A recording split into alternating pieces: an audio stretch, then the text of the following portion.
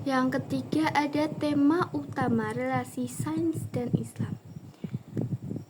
Yang pertama, dimensi perdebatan sains dan Islam. Berdasarkan survei literatur yang dilakukan sejak tahun 2000 sampai awal tahun 2012, diskursus relasi sains dan agama adalah sebuah diskusi yang menarik dan meluas sampai kepada banyak persoalan. Tema pembahasan relasi sains dan agama mulai dari persoalan yang kontroversial sampai kepada perdebatan yang hangat antara kelompok ateis dan para penentangnya. Pembahasan tentang interrelasi sains dan agama sampai kepada dengan persoalan lingkungan serta aspek-aspek penting pola relasi dan agama dengan dalam kontestasi sejarah yang melibatkan berbagai agama dan perspektif. Diskursus sains Islam dengan berbagai ragamnya seperti yang dikembangkan oleh Nas, Al-Attas, Sardar, Al-Faruqi, Bucaille, dan yang lainnya lebih cenderung kepada perdebatan persoalan teologis daripada keilmuan. Sebagian besar berupaya untuk menonjolkan dan memperkuat peran dan kontribusi keyakinan dan nilai-nilai keagamaan dalam merumuskan sains Islam. Bagi Irfan Habib, yang dibutuhkan umat Islam dewasa ini bukanlah sains Islam yang bersifat eksklusif, tapi sains dalam peradaban Islam yang bersifat inklusif dan berkembang lintas peradaban. Sebelum para pemikir di atas menekankan betapa pentingnya sains, para pemikir muslim sebelumnya telah banyak menyuarakan bagaimana pentingnya sains dan ilmu-ilmu rasional bagi kemajuan umat Islam. Ernest Renan, Jamaluddin Al-Afghani, dan Mustafa Kemal pada prinsipnya sangat menekankan peran dan kesesuaian antara ajaran Islam dan sains serta modernitas. Oleh karena itu, mereka sangat menentang dogma tradisi yang statis dan irasionalitas yang dapat menghambat sains atau diterimanya ilmu-ilmu rasional. Hal yang penting perlu diketahui bahwa masing-masing tokoh tersebut tentu saja memiliki perbedaan, seperti Mustafa Kemal mendukung liberalisme dan sekularisme. Guesson membagi diskursus Islam dan sains yang begitu luas dan kompleks menjadi 3 dimensi. Pertama adalah dimensi sejarah yang membahas tentang perkembangan sains dan peradaban Islam. Kedua adalah dimensi aplikasi praktis yang membahas tentang penggunaan sains dan masyarakat Islam seperti penanggalan dan pengobatan. Ketiga adalah dimensi konseptual yang mendiskusikan tentang relasi sains dan Islam, baik konflik, harmoni maupun terpisah. Pada kesempatan lain, Guesson membagi 2 tipe terkait dengan masalah percumpangan sains modern dan agama dalam Islam, yaitu level elit akademik dan level publik. Kelompok pertama cenderung membahas relasi sains modern dan agama secara filosofis dengan mencari prinsip-prinsip mendasar dari kedua komponen tersebut. Kelompok pertama berupaya membangun pandangan filosofis dan keagamaan tersendiri sesuai dengan pendekatan yang digunakan Pendekatan yang digunakan boleh jadi liberal, konservatif, rasional, mistikal, dan sebagainya. Para pemikir yang termasuk kelompok elit akademik ini antara lain adalah Syed Hossein Nasr, Muzaffar Iqbal, Syahuddin Sardar, Mahdi Golsani, Muhammad Abdus Salam, Pervez Hotspur, dan Taner Edis. Berbeda dengan kelompok pertama, kelompok kedua adalah berasal dari para dai dan masyarakat umum. Mereka membahas tentang relasi sains modern dan Islam secara lebih luas, seperti di sekolah, media, dan toko buku. Persoalan yang dibahas oleh kelompok ini adalah berbagai penemuan ilmiah dan perkembangan teknologi seperti teori Big Bang, teori evolusi Darwin, cloning, dan sebagainya. Dalam konteks dimensi relasi sains modern dan Islam, Gilson tampaknya secara jelas mengklasifikasikannya ke dalam 3 dimensi, yaitu sejarah, praktis, dan teoretis.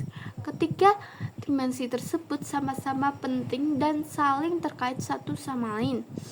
Sementara itu, dalam konteks tipe kelompok yang tertarik dan terlibat dalam pembahasan sains modern dan Islam, ia hanya membagi pada 2 kelompok besar, yaitu intelektual dan kelompok publik. Baik level akademik maupun publik tentu saja tidak terlepas dari perdebatan dan fakta historis tentang eksistensi dan peran sains di dunia Islam. Ketiga faktor tersebut boleh jadi menjadi alasan meningkatnya daya tarik untuk mengkaji relasi sains dan Islam tidak hanya bagi akademisi dan praktisi di kalangan umat Islam itu sendiri, tapi juga bagi akademisi dan praktis secara umum. Yang kedua ada sains dan Al-Quran. Kajian terhadap hubungan sains dan kitab suci tentu saja tidak hanya terjadi pada umat Islam. Persoalan yang sering muncul adalah apakah ayat-ayat pada kitab suci sesuai dengan sains? Persoalan lain adalah apakah kebenaran kitab suci dapat dibuktikan dengan sains atau sebaliknya? Jika ada kesan pertentangan antara kitab suci dan sains, apa yang mesti dilakukan baik oleh pemuka agama maupun ilmuwan? Terkait dengan prospek ke depan persoalan relasi sains dan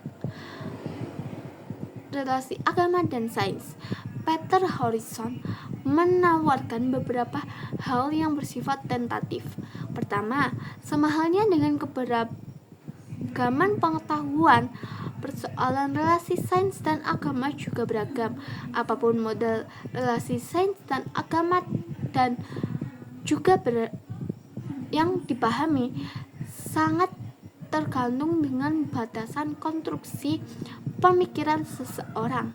Kedua, dimensi politik dan kekuasaan juga memiliki peran yang tidak dapat diabaikan dalam mengkonstruksi relasi sains dan agama pada peradaban dan masa tertentu. Ketiga, relasi sains dan agama tidak dapat terlepas dari isu-isu pluralisme agama. Dalam konteks relasi sains dan agama di Barat, khususnya Kristen, perlu juga diperhatikan bagaimana konsep relasi sains dan agama dalam agama lain seperti Islam dan Buddhisme. Keempat, konsep relasi sains dan agama juga tidak dapat terlepas dari dimensi dan aktivitas personal penganut dan tokoh agama serta ilmuwan itu sendiri. Terakhir, analisis historis memiliki peran sentral dalam merumuskan relasi sains dan agama kontemporer. Dalam konteks teologi Kristen, perdebatan sains dan agama di barat lebih pada perdebatan hermeneutik. Pemahaman tradisional terhadap kitab suci sulit memiliki titik temu dengan berbagai teori-teori sains, khususnya teori evolusi. Oleh karena itu, pemahaman terhadap kitab suci mesti menggunakan pendekatan alegoris sebagai bagian dari pendekatan hermeneutik. Al-Quran sebagai sebuah sistem yang kompleks dan memiliki kedalaman logis sehingga pesan-pesan yang terkandung dalam Al-Quran sangat tepat dipahami dan menggunakan pendekatan rasionalisme kritis. Modernitas sebagai sebuah tantangan bagi umat Islam untuk merespon tantangan tersebut. Umat Islam memiliki beberapa perbedaan pandangan dalam menginterpretasikan pesan-pesan yang penting dalam Al-Quran. Kaum modernis cenderung menggunakan interpretasi yang berkesinambungan. Kelompok fundamentalis menentang secara prinsip interpretasi, sedangkan kaum konservatif cenderung melakukan interpretasi dengan batasan-batasan tertentu. Tiga kelompok yang dikemukakan di atas tentu saja tidak dipahami secara kaku.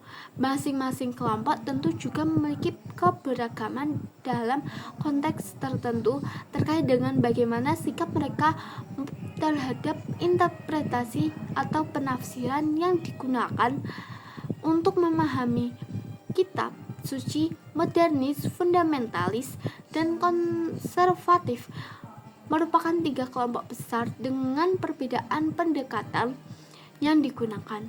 Tiga kelompok tersebut juga dapat dipakai dalam mengklasifikasi bagaimana pola pemikiran keislaman.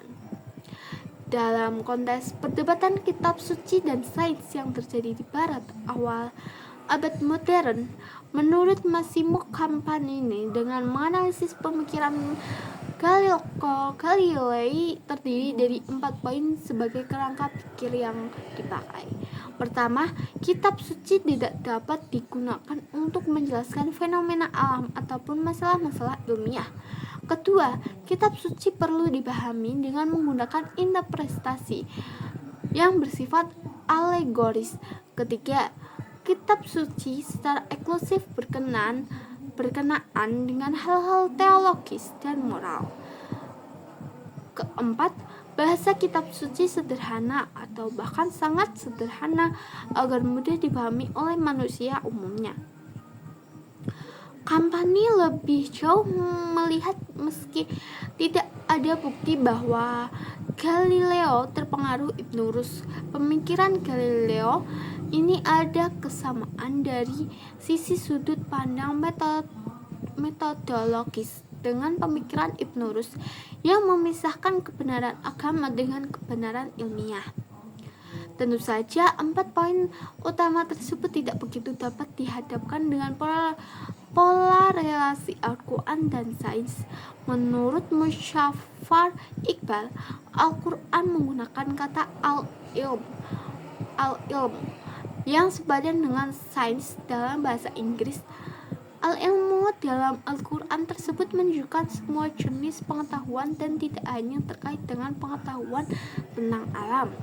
Pemahaman terhadap al-ilmu ada yang mencakup semua jenis pengetahuan, bukan berarti tidak ada klasifikasi dan tingkatan pengetahuan. Semua jenis pengetahuan mempunyai kerangka epistemologis yang didasarkan pada konsep pengetahuan dalam Al-Quran. Bagi Golsani, dalam perspektif Al-Quran, pengajian terhadap alam berarti mengaji ayat-ayat Allah. Oleh karena itu, kerangka kerja keilmuan dianggap sebagai bagian dari aktivitas keagamaan. Ia merumuskan beberapa karakteristik kerangka ilmiah sebagai berikut. Pertama, kerangka kerja keilmuan adalah dengan pendekatan holistik yang didasarkan pada prinsip kesatuan alam dan pencipta. Kedua, tujuan studi tentang alam adalah untuk menggiring manusia menuju Tuhan dan memahami sifat-sifat Tuhan. Ketiga, studi fisika dan biologi merupakan sebagian aspek dari alam yang sangat luas dan bahkan yang lebih luas dan penting mengkaji dan memahami yang ada di balik alam melalui agama. Keempat, sains modern mengabaikan prinsip-prinsip teleologis dari alam. Padahal prinsip-prinsip teleologis tersebut banyak diinginkan dalam Al-Quran. Kelima, dalam pandangan Islam terhadap hierarki pengetahuan dan menolak reduksionisme, sains hanya terbatas pada sains empiris. Keenam, ilmu-ilmu kemanusiaan memiliki perbedaan fundamental dengan ilmu-ilmu kealaman. Sains dalam Islam memiliki interrelasi dengan segala aspek semesta. Oleh karena itu perlu aspek-aspek yang bersifat sintetik terhadap keleluasaan kajian alam semesta seperti yang dikembangkan oleh ilmuwan muslim pada masa kejayaan Islam. Keenam, karakteristik kerangka ilmiah dan pemikiran keislaman, ketuhanan serta Al-Quran memiliki interrelasi yang jelas. Rumusan tersebut meliputi semua aspek filosofis, baik ontologi, epistemologi, dan aksiologi. Hal yang menarik adalah kelemahan sains modern yang cenderung mengabaikan aspek teleologis sering diingatkan oleh Al-Quran.